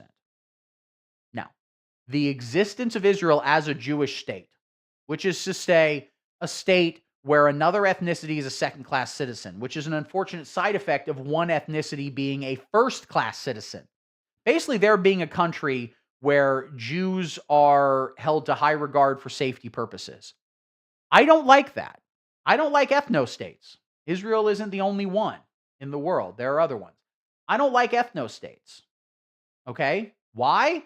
Because the notion of there being an upper class will always lead to an underclass. Okay? It will always lead to people being treated like the Palestinians are being treated, like Arabs in general are treated in Israel. But due to the history of the region and the history of Jews around the world, quite frankly, I'm sympathetic to Jewish people who want there to be a devoted homeland. I'm sympathetic, I get why they would want that. I don't agree because of what it ultimately leads to. But I'm sympathetic of that. Okay? And I'm also sympathetic of somebody who just doesn't want to wade in on an incredibly complicated conversation. Right. Well, joke's on me. But like I think Yeah. that did make me open minded to like, well, like maybe like it is time to consider because I had I had campaigned for Obama in 2012. And so my experience was like talking to these like median voters in like Ashburn, Virginia or whatever, and like the amount of effort needed to convince them that actually giving people access to healthcare, even if they have a pre-existing condition, did not amount to a totalitarian Islamic socialist takeover of the government. Like it made me think like, okay, everyone just hates the word socialism so much, like why bother? But then I don't know. I guess I questioned if maybe that was so I think I was experimenting a bit more in that era, and also I did get audience captured somewhat, I think, because I had a much more leftist audience. But I think we've clashed over that over my like I suppose like more pragmatic, moderate stances on things. I wanna come back to this issue of pragmatism. I'm sure she does. First off, I really relate to the whole knocking on doors and being like, goddamn, people are right wing. All right. That's the thing. Don't talk about politics unless you have volunteered for a campaign. You have made phone calls. You have talked to average Americans. It's easy to live in online bubbles and believe that people are more progressive. And part of it is that if you poll Americans and stuff like that, you will get them being like, well, I'm in favor of universal health care in as much as I'm in favor of not having to pay for health care. I don't like my health care. Although a lot more people actually like their health care and their insurance than you would think online. It's mostly old people who like their doctor because every time they fucking have a fart and shit their pants, they can call and be like, do I have cancer? Help me. But you can get a lot of opinions on things, but in the things that actually matter in terms of what really motivates them, it's mostly just racism. It's for Americans, it's mostly sexual insecurity and violent rage. Those are the main fucking things, man. So whenever we have these people like Briahna Joy Gray, who, was talking about like, I had to leave the Democratic Party because I realized they would never, do what I want. I'm like, yeah, I mean, you're probably right. They're never going to be communist. All right. I don't know. Maybe in 100 fucking years, America will go that far, but that's not the direction we're going right now. We're a very right-wing country. Donald Trump won the popular vote. Okay. And these motherfuckers out there being like, well, if we just explain socialism to Americans, they'll agree with it. You don't talk to Americans, bro. You don't. If you explain socialism to them in the terms that these people always want to explain to them, not Briahna Joy Gray, she's just a grifter. But if we want to be generous and say like, hey, we think you should have more democracy in your workforce. Don't you agree with that? Absolutely. Don't you think it should be harder for your boss to fire you? Don't you think your boss should have to take care of you? Don't you think we should take less power? Your bosses should have less power. You should have more power. Absolutely. Don't you think that if you get sick, you shouldn't go bankrupt? Absolutely. Don't you think it's bad to kick people out of their houses and housing should be a human right? Absolutely. Would you vote for that? Well, I don't know. Is a black person also going to get it? Yes. Absolutely not. Nope. I don't give a fuck about any of that. My main issue is I don't have to see a brown person walking to fucking work. That's my main issue. Okay? So I don't know. I get frustrated because I think that Briahna Joy Gray worked on the Bernie Sanders campaign, refuses to accept any of the faults of that campaign. And again, I liked it. I volunteered for it. I supported it. There were plenty of faults, and she refuses to accept fucking any of them because she refuses to acknowledge that fundamentally people are fucking right-wing in America, man. I'm sorry. You want to move to Copenhagen? I don't blame you. I'll give you $10 and we'll go fund me for a plane ticket. But I want to say that on some level, I empathize with having the notion, especially coming, as someone who's, part of a marginalized group whose interests don't necessarily drive politics and sometimes drive people away from my politics, right? Yeah. That I remember in 2000. Again, I think Briahna Joy Gray is a reverse Rachel Dolezal. I think she is transracial as a white woman. Spiritually, she is a white woman. And 7 being asked by like an adult, coming straight out of college, asked by an adult, who I supported in the primary, not really knowing anything about Barack Obama and kind of having the knee-jerk reaction that I should say Clinton because I would be perceived as doing wish casting if I said Obama, or it was expected because I'm Black that I would say Obama, and that it was so unlikely that I seemed like the pragmatic person to say Hillary Clinton. And then I had a similar experience over the course of the primary when Hillary Clinton revealed herself in various ways and frankly actively talked me out of her support. And then by the time 2016 came around, and I also wanted to validate that, many Black voters did not think that Barack Obama could win and did not align behind him until after he had won Iowa. And yeah, but he won Iowa, which Bernie won in 2016, and he really won in 2020. People who say that Pete Buttigieg won, they're full of shit. They don't understand what I'm saying.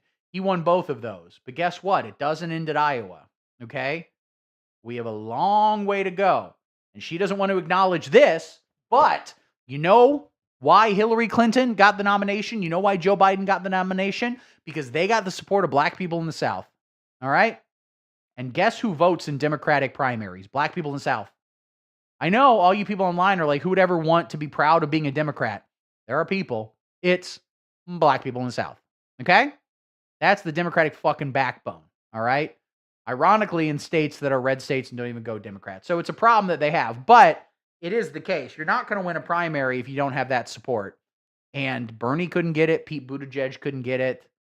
Joe Biden could get it and can get this ass. Demonstrated his viability with white voters, right? True. So, I think there's something very... Barack Obama demonstrated his viability with white voters. It breaks my fucking heart to say it. Not brown people in Palestine. Thank you, Billy Bug. I don't know what in the world that's referring to or what you're saying right now, but there are still brown people in Palestine. But is Israel white? What do you think about that? Spiritually white, spiritually Caucasian? We don't claim them. Anyway, it breaks my fucking heart to say it, but Bernie did not win over Black voters. He didn't do it. I'm sorry. Relatable about your approach. I think the question people have is, once this lesson was learned in 2016, that who we were told was electable wasn't who was actually electable, and that there was this appetite in the country for somebody that was more radical, that was more anti-establishment in the form of... Oh, yeah, you're the guy who comes in here and starts shit sometimes. I think you're probably a bot. I'm not entirely sure. Keep posting stuff, though. I don't know how to ban people, so I don't really know how to do so. But I am indeed a Zionist rat. I love Israel. I pledge allegiance to Benjamin Netanyahu. Please buy me off. I don't know however much money you're giving Tim Pool, give me half of that, and I will say I love Israel forever. Hava, Hava Nagila, Hava Nagila, Hava Nagila. Donald Trump. And that there was this phenomenon of the Bernie to Trump voter where those same Trump voters would have been interested in someone like Bernie Sanders, who didn't just, talk about healthcare the way that Obama did, but did so in a much more radical way, in a way that was thought to be somehow alienating to the public, but which was in fact populist. Sure. Well, first off, populist and alienating to the public are not necessarily mutually exclusive. But regardless, Bernie talked about healthcare in a way that I would like too. But if Trump voters really cared about healthcare, if that was their actual issue, why did they still vote for him when he didn't have anything for healthcare? Didn't even talk about it that much. Fundamentally, her notion about again, she's trying to posit that people voted for Trump because they're anti-establishment. It seems, based on all actual information, they voted for Trump because they're racist and right-wing. If that lesson was learned in 2016, I guess the question people have is what caused you to sort of move back to this idea that a more centrist pragmatism or incrementalism was going to be a more electable and politically viable route? Well, I think part of it is in 2020, I supported Bernie Sanders in the primary. Yeah, I remember. and- We talked about it on the show, I think. Oh, we maybe did. Okay, so it hasn't been 10 years. Okay, but yeah, Biden won fairly decisively, both on the primary and the general election, which seemed like a kind of step back from the edge to me. So I think that kind of pushed me in a more moderate direction also as a result of, I think, clashing with people who were abstainers. I felt that, like, because I've always seen Donald Trump as like very menacing, like as like a nightmarish presence in American politics, who I am like willing to resist by any means necessary.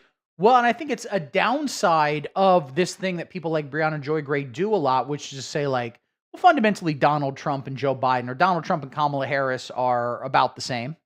They're about the same. They're just as bad as one another. A downside to that, I think, is people don't take Trump seriously enough. They really don't. There's a lot of reasons they don't. Partially is that he's a very silly person inherently, but that doesn't mean that he's not capable of horrible fucking atrocities. Just take the war in Iran, for example. Briahna Joy Gray will say that, I'm getting breaking news. Supreme Court rejects Virginia's bid to restore congressional map. Yeah, everything's fucked. We're all going to die. Anyway, as I was saying, people will say that, well, listen, the war in Iran would have happened under either Kamala Harris as well. No, that's not how this fucking works. And what they'll say is like, well, there are aides to Joe Biden who said that they were ready to do strikes in Iran to destroy their nuclear capabilities. That's very different than the war Donald Trump pulled us into, okay? And you can have issues with the targeted strikes on nuclear facilities, all right? You could say, like, I want Iran to have a nuclear weapon. Certainly, I'm Team Iran in this war, and I'm rooting for them. I don't blame any country to want to get a nuclear weapon. You know why? Because they see that North Korea hasn't been fucking invaded. If you have a nuke, America doesn't fuck with you. So I don't blame them for that. But if your political position is that America should just let Iran have a nuke, you're not serious. You're not actually engaging in politics. That's not what the fuck is going to happen. All right? You're talking about political philosophy, which is a different thing. It can be interesting to delve into, but that's not fucking politics. Of course, America doesn't have a problem with that, okay? But doing targeted strikes on nuclear facilities is very, very, very, very, very, very different than the current bullshit war we're doing right now, okay? And those differences are important to note. It does not erode trust on the international scale in the same way. All right? If Kamala Harris was elected, first off, domestic issues alone, okay? The Democratic Party is to my right on, foreign policy. Absolutely. Of course they fucking are. But like domestic policy, I mean, I would say they're to the right of me on domestic policy as well, but they're so much fucking better than the Republicans on domestic policy. Do you think we would have ICE Gestapo marching into fucking cities? Do you think we would have these stupid tariffs destroying the global fucking economy? Do you think if we had elected Hillary Clinton in 2016, we'd currently be looking at a Supreme Court that has fucked us for generations? No? Then shut the fuck up. Okay? God damn. You were so fucking wrong. All of the crazy ass leftists in 2016 who were like, just don't vote for Hillary Clinton. Who cares about the Supreme Court? You are so wrong. We don't have to take you seriously anymore about fucking anything. Necessary, essentially. And so I think that I got frustrated with the opposition to voting for Biden.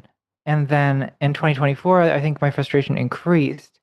And I feel like now, I mean, I see the second Trump administration as being like even worse than the first, which I thought it would be. So yeah, I agree, Duke. I feel like fairly disillusioned. And so first off, if someone didn't vote, and I voted for Hillary too, I think that was the smart thing to do.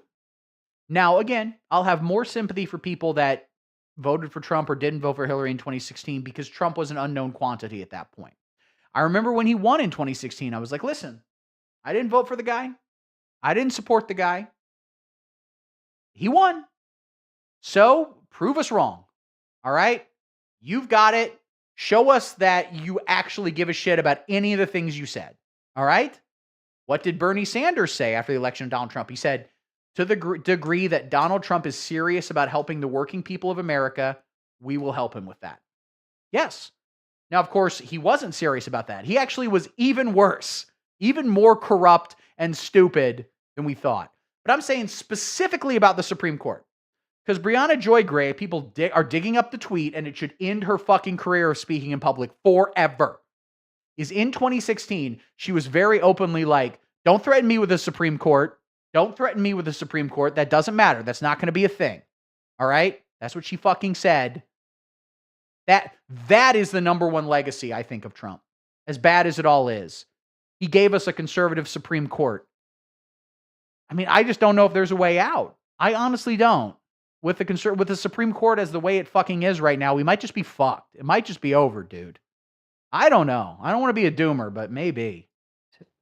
With any kind of like larger ideological project, I mean, 45 minutes talking. I guess we like could 10 minutes into this video. probably spend all day litigating like why exactly Kamala Harris lost in 2024 by the margins that she did. But the way I diagnose it is largely that like voters moved to the right. So this has me feeling probably the way that liberals felt, around in like 1991 or whatever, when you had like almost 12 years of like Reaganism at that point, and it's just like, well, my sense of I mean, so there's a reason why I'm not like a Democratic Party press person, right? Because my messaging is not inspiring at all. Like I'm aware of this, and like to be clear, no politician should say the things that I'm saying because they're not inspiring. They're depressing. But that's why I'm not a politician, right? Because I don't have an inspiring message, and you need like I feel like the politicians that I've seen in my life who have the best messaging are people like Barack Obama and all true. I agree with everything she has to say, and I love her. All right, guys, I'm tired of talking to you motherfuckers. I love you all, but I gotta go make a cheeseburger. Sorry for having a short stream today. Maybe the next one will be longer, or maybe it won't. I don't know. Fuck you. Suck my dick. JK, I love you. All right, guys, I'll be back. Hit like, hit subscribe, hit notify. Do all that shit you gotta do. I love you all. Have a good night.